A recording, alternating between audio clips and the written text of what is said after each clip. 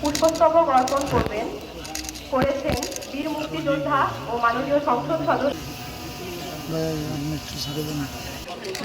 সম্মানিত জেলা প্রশাসক ও জেলা ম্যাজিস্ট্রেট বিভিন্ন আয়োজন পাওয়ার জন্য এরপর পুষ্পস্তবক অর্পণ করবেন ফেনী জেলার বীর মুক্তিযোদ্ধা বৃন্দ বাংলাদেশ এদিকে সবাই দিকে আমাদের ফেরাতে পারেনি। আমরা স্বাধীনতা যুদ্ধ থেকে এসেছি তাদের গান দেখা যায় না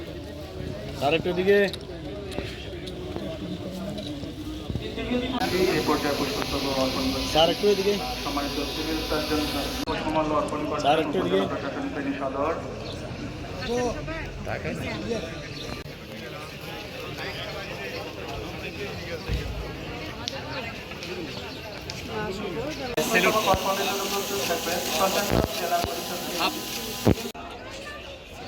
শহরের ধমনী বেয়ে যে নদীটা বয়ে যেত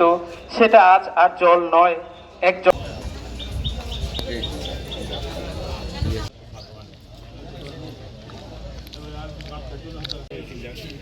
আওয়াজ হয়ে গেছে